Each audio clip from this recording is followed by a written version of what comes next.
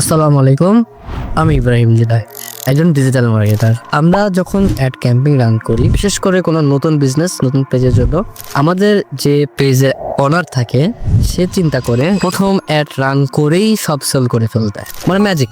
But ব্যাপারটা এইভাবে কাজ করে না। দেখেন, ফেসবুকের অ্যাডস কাজ করে একটা ফানেলে।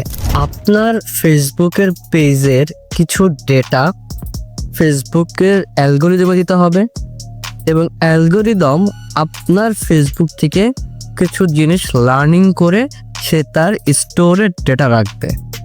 আপনাকে এই ডেটা আদান প্রদান করতে হবে দুইটা ভাবে, একটা হচ্ছে অর্গানিক ওয়েতে, একটা হচ্ছে মিডিয়া বাইং।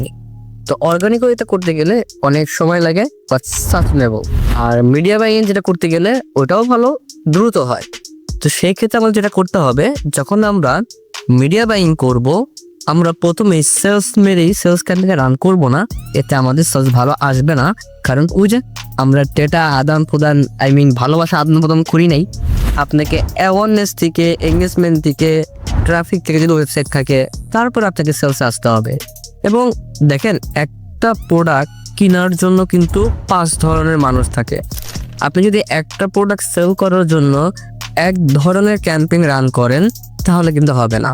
আপনাকে চিন্তা করতে হবে, আমার এই প্রোডাক্টটা হয়তো কেউ হোয়াটসঅ্যাপ দিয়ে কেনাকাটা করবে, হোয়াটসঅ্যাপের থ্রুতে, কেউ ফেসবুকের মেসেঞ্জারের মাধ্যমে কেনাকাটা করবে, কেউ হয়তো বা ডিরেক্ট ওয়েবসাইটে গিয়ে পারচেস করবে। সো আমাকে কি করতে হবে? আমাকে যেটা করতে হবে, আমার এই ক্যাম্পেইনের CTA বাটন, অর্থাৎ কল টু অ্যাকশন, এই বাটনটা কিন্তু খুব স্ট্রং।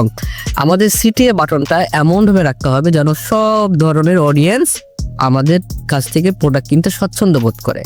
এখন আমি কিভাবে বুঝবো যে কোন ধরনের অডিয়েন্স স্বচ্ছন্দ বোধ করে? সেই জন্য যেটা হয়েছে, ফেসবুকে নতুন একটা আপডেট আসছে, নাম হচ্ছে GEM। তো GEM আপডেট আসার কারণে ফেসবুকে অ্যালগোরিদম এখন পোল্টি মারছে, মানে এটা আপডেট হয়েছে। সেটা কিরকম? সেটা হচ্ছে গিয়ে ফেসবুকে অ্যালগোরিদম এখন দেখে যারা আপনার কাছ থেকে প্রোডাক্ট কিনে পারচেস করে, তাদের পারচেজিং বিহেভিয়ার কি, কোন কোন মানুষ বা অডিয়েন্স তারা ফেসবুকের থ্রুতে, মেসেঞ্জারের থ্রুতে প্রোডাক্ট কিনতে পছন্দ করে, কোন কোন অডিয়েন্স তারা ডিরেক্ট ওয়েবসাইটে গিয়ে কিনতে পছন্দ করে, কোন কোন অডিয়েন্স হোয়াটসঅ্যাপের মাধ্যমে কিনতে পছন্দ করে। সো এইগুলো আইডেন্টিফাই করে ফেসবুকের অ্যালগোরিদম নিজের থেকেই ওই ধরনের অডিয়েন্সের কাছে আপনার প্রোডাক্টটা পৌঁছে দেয়, যেন সে আপনার প্রোডাক্ট কিনতে স্বাচ্ছন্দ্য বোধ করে।